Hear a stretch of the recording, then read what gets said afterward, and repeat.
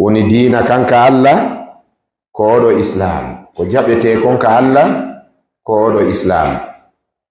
Kala ko wona oɗo islam ko wona wi'ede diina ko fijindaru ko sama kala. Allahu tabaraka wa taala wi'e wa man yabtaghi ghayra al-islami dinan falan yuqbala minhu. Kala ɗaɓɓuɗo diina ko wona islam ko jokka o jaɓantake sanne sanne, wa huwa fil akhirati o aroye kadi ka lahara hara kanko ko jeeyaɗo min al khasirina e hayruɓe. Yo Allahu dandu en arde aduna ɗo soccodiren e aduna yanga en yangoɗen aduna ɗo yahe lakar hara perduɓe. Haray ko ɗum wiyete ndungu ngun to naaki, haray ndiyan saaɗi ngesa moƴƴaari. Ko ɗum waɗi ɓe andintinen e oɗo khutba ɓaawo yettugol Allahu tabaraka wa taala duwano oɗo ɓurnaɗo tageefo nulira yurmende, kanko woni patron nde ɗo windere. Ko Allah tagi kon fuu kanko ɓuri teddude. Kala ko wiyete ɓandinke ko annabi meɗen Muhammadin sallallahu alayhi wa sallam ɓuri teddude, kamɓe ɓura yiɗede ka Allahu tabaraka wa taala, ɓe ala yerondiraɗo ka tagu. Laysa ka mislihi min albashar sallallahu alayhi wa sallam. Ka ɓandinke nelaɗo ala yerindirteɗo, ɓe ala gore, ɓe ala yeru, ɓe ala mo ɓe ɓandindirte e tagu Allah mo. Ko ɗum waɗi hiɓe wi'e kamɓe woni sayyidul kawnayn, kamɓe woni khairul bariya, kamɓe woni afdalul mustafin li annahu bihi khutimatin nubuwa. Ko kamɓe Allah timminiri ko wiyete kon annabako e ndulu, la nabiya ba'dahu, annabi ala ɓaawo maɓɓe, nulaɗo artata kadi ɓaawo maɓɓe.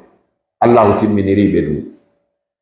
Yo Allahu ɓeydi jam e kisiye e dow maɓɓe, kamɓe yimɓe bele bon maɓɓe, o ɓeyde jam e kisiye e dow wondiɓɓe maɓɓe ɓen woni sahaba ɓen, o hisinaɓe, o arsika en enen kadi tottugol haqqeji maɓɓe, jonnita ɓe teddule maɓɓe ɗe ɓe hanni ɗen. Sabu yi'ugol e maɓɓe ella e ustare ko yi'ugol ella e ustare e diina men kan. Allahu tabaraka wa taala o andini en ko Muhammadu ɓurani mo, annabi andini en ko sahabaɓe makko ɓen ɓurani mo. Ko ɗin si o makani en Allah alaykum fi ashabi law anna ahadakum anfaqa misla uhudin dhahaban ma balaga mudda ahdihim wala nasifa. Nelaɗo sallallahu alayhi wa sallam maki, mi waɗi hakkunde an e sahabaɓe am ɓen, mi waɗi Allah hakkunde meɗen onon ɓe sakkitiɓe, e min mi waɗi Allah hakkunde meɗen e fi sahabaɓe am ɓen. Ɗum woni talibaɓe maɓɓe ɓen, compagnon ɓe maɓɓe ɓen. Ɓe maki mi wondi si goɗɗo mon itti sadaka hara ko kange o waɗi sadaka, tawa ɗen kange kadi no fota e fello uudu ngon, baraji makko wawata hewtitade baraji sahabajo yeru muudore wotere foron ko waɗi sadaka. Wona kadi hay feccere kadi muudore makko, ɓe mana si en waɗi wano fello uudu ngo anduɗen gon Madina, fello hay singo fota e kakuluma ɗo towugol, kono juutugol ko kango ɓuri. Fello ƴettango kilométre ji jeeɗi. Si a waɗi wangon sadaka hara ko kange ittuɗa sadaka, sahabajo waɗi foron tiga muudore tew sadaka 2 kilo e demi, an a waɗi kangere fotayde fello uudu sadaka, nelaɗo maki a hewtata ko sahabajo ɗi baraji. Wona hay feccere muudore makko. Ko ɗum waɗi ɓeɗo sahabaɓe ko yo Allah dandu en bone ɓe yimɓe wonɓe yi'ude ella e ɓen. Kono musidɓe julɓe tedduɓe, Allah taguɗo on duyanama ella ko bani adama daɗata. Alyahuda ɓen ɓe wowli e Allah, takallamu fillahi ma takallamu, qalu lahu salasa wa qalu bi annahu faqir wa qalu lahu ibnan. Ɓe wiyani Allah ɓiɗɗo, ɓe wi Allah ko tato, ɓe wi Allah ko baaso, ko tampuɗo, un pauvre, torotoɗo. Kombo ɓe yaccata. Ko ɗum waɗi lorraji ɗin e nambaraji ɗin ko marɓen kon fof ka diina, si on yurnitike on yi'ay nder ton saccande alyahudankoɓe ɓen. Ko ɗum waɗi ɓe yimɓe yennoɓe sahaba hoyna sahabaɓe nelaɗo ɓen hefirdina ɓe tariha no andini en honto ɓe itti ɗum. Akhazu tilka al itiqadat min as-sabaiyina, ko ɓe ƴetti ɗen pille maɓɓe ko yimɓe sabayyankoɓe ɓen. Sabayyankoɓe ɓen ko talibaɓe alyahudajo no wi'e Abdullah ibn Salul, ano wi'e Abdullah ibn Saba'in, ko talibaɓe Abdullah ibn Saba'in. Alyahudi woni ko sinci ɗum, yiira ɗum yennugol sahabaɓe nelaɗo, hoynugol sonnaɓe nelaɗo, natugol ka galle nelaɗo jinsi no teddule sonnaɓe maɓɓe, itta bote maɓɓe, aybina ɓe, yilto kadi wayla tariha islam on, junnitamo, wola e makko ko andanda hoore ma si feññinama julɓe arayoɓe duuɓi guluje ɓawo nelaɗo wurata e jam. Shawwa u tariha, ɓe wayli tariha on ɓe tundinimo. Eɗon andi ay ka médiaji wonande suivowo médiaji portoɓe ɓe marto ko ɓenata intox, les faux infos, les faux infos. Partout il y a des faux infos. Ka islam ga kadi nous avons des faux infos en islam. Eɗe mari ka islamu ga kadi khabaruji fenandeji ɗi sella. Si goɗɗo wi en kañum e Allah ɓe yiiday alkamsare o, alkamsare ɓe kanko Allah ɓe yiiday tinde tasande, e gandi ɗum ko fenande noon. Allah wi la yudriku labsaru wa huwa yudriku labsaru. Fannihi ɗe gadna ɗo en yiyata Allah, en yiyata Allah adna ɗo few. Si goɗɗo wi'ima wonde bonnuɓe mofte ɗen ɓen, bonnuɓe dina kam ɓen, ko ɓen tambitinoɓe dina kam wondi e nelaɗo, han qur'ana seeditaniɓe. Qur'ana wi lawla rijalun sadaku ma ahadullah alayhi, sinano ɓen worɓe gonginnoɓe ko ɓe fodi Allah e nelaɗo on kon, dina kam bonayno. Radiallahu anhum ajmain.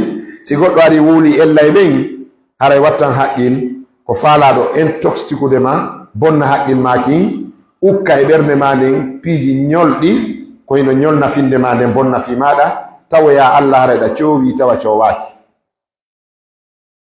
Musidɓe julɓe tedduɓe, ka nder khutba ɗo hande ko fi ndu probléme ru wiyete ndu aduna, hadihi dunia, ndu probléme ru aduna na probléme sama kala jogoy, ko nambarawil molanangil wiyete aduna. Ko ɗum waɗi karamakoɓe wi aduna ko darul imtihan, ko darul bala, darul ikhtibar. Là, nous sommes dans une salle d'examen, ce bas monde. D'où adunaru luyeten ɗo ko salle d'examen ni. Si a wakkilaki ko kara han pasirta. Question ji landete ɗi gadna ɗo e ɗi satti, sabu ndu adunaru no jokkuma fi ya selu Allah. Allah kadi no jokkuma fi ya selu aduna fewta e makko. Ko ɗum waɗi ɓe andintini hande aduna no wallini kartal no faala en, Allah no wallini carte no faala en. Ayyuhuma nattabi, kamɓe ɗiɗo ko mbo hanɗen jokkude ko Allah. Ko ɗum si ɓe wi en ruuɗe e adunaru ndun fewton laakara. Ko on woni fewtugol laakara? Yiɗuɗa hañuɗa laakara kan en yahay ka.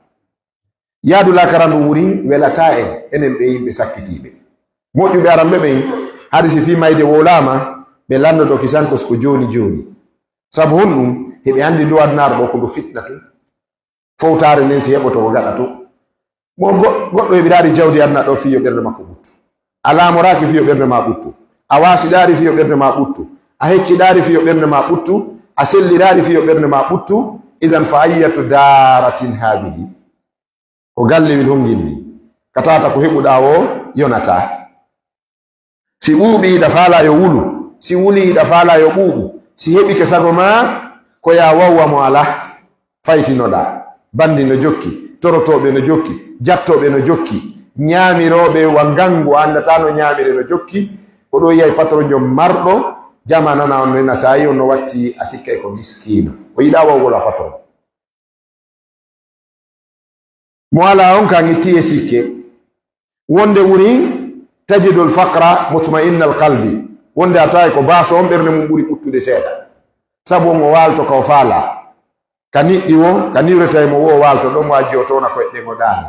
Oɗa marɗo jes kañum ko yo naatu falo fala awlo kadi mayde, awlo ɗon finkari habbo finkari. donc ayu darin hada ko galle honde ni siko laamu mum wiye lambe ben kan be marsini cerno na gonga ndare laamiɗo lagine on so fokkiti ko maayele jelu hikkoto yeeso maayele jelu wonta ɓaawo ajaraji feƴƴa e dongal si o feƴƴa ajaraji iwtira ɓaawo dongal so feƴƴa ɗum ko fewti en fof no ayni en fewta e memmino si ɗum fewtinama ade goto yani huwa yamshi bayna al maut imo jindude ɗon hakkunde warayɗi tun donc oɗo kadi sa yi goɗɗo no huli bone yimɓe ha no ayniri hoore mum mayde ko tawde o ani ka enen en sikka e lamɓe ɓen ɓernde no ɓutti daaru cortège onde no feƴƴa anda e laamu na ɓuttu ɓernde ceerno tawti noon lande ko aroyta ko yawmal qiyama fi muɗum ko ɗum waɗi islamu janni en wota en hoynu lamɓe ɓen wota en aybi lamɓe ɓen wota en huɗu lamɓe ɓen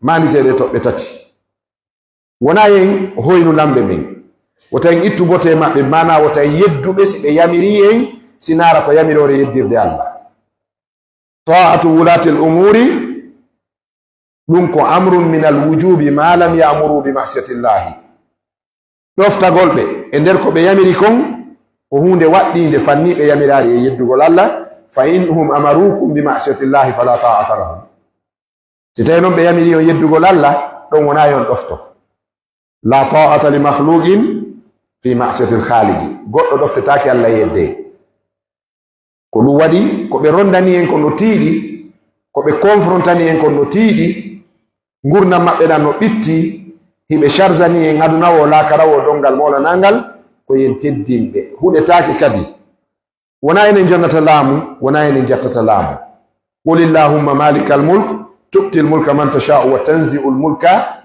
mimman tasha'u biyadika alkhayru allah wi kanko jonnata laamu ɓay kanko jeyi kanko kadi ɗofata laamu so nani noon ɗeɗo ayeje allah yewtiri ɗen noon son ƴettiɗe fiɗo aramɓe ɓen ɓurɓe andude alqurana ɓen o ngalɗay goy allah wi qul illahumma malikal mulk ko woni jon laamu tu'tihi ay tu'til mulka man tasha'u heɗa jonna laamu ngun mo faalaɗa si hewti ka ƴettitugol wona ƴettitugol ko gerdugol ha hettira karan ko ɗoni wa tanzi'ul mulka sina ɗum allah wiyeno en tu'til mulka man tasha'u wa ta'khudhul mulka mimman tasha'u lam yaqul illahu wa ta'khudhu eyle ko wiyete opposé tu'ti on ko honɗum wa ta'khudhu kono allah wi wa tanzi'u c'est de tenir avec la force ko nangugol ettira kara han ko ɗum wiyete laamu mono fikkiti ɗum yo wi o itta almamijo simple arana ministre ma président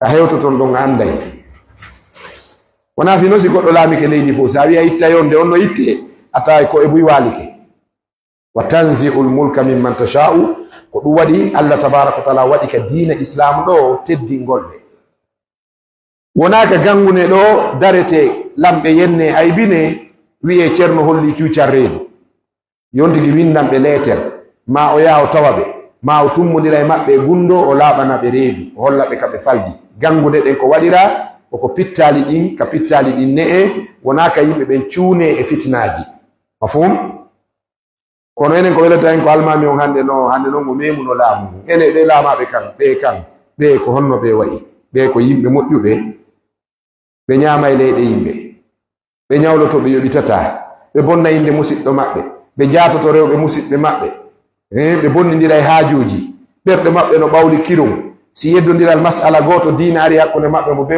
woni wonki oya ɓe kan no moƴƴi la kayfa ma takunu yuwalla aleykum no wawɗon wo ko noon lamminirte hoore moɗon haray ka raɓɓinɗingol khutba meɗen on ɓe wi wonde koyen wakkilo ruuɗo ɗen e ndu adunaru yiɗen laakara no metti noon faamude on no yiɗirte laakara koyen wonu fempre seydna aliyano maaki no jeeya e kulol allah al istidadu li yawmi rahim wonugol pré fi voyage mo fillitata ko wota mayde ko nde arata yatina bakta nde aray en e juhal kono noon wota nde juhu en kayre nde ala information mi hewti e lendi 14 heures la wama tadri nafsun bi ayi ardin tamut.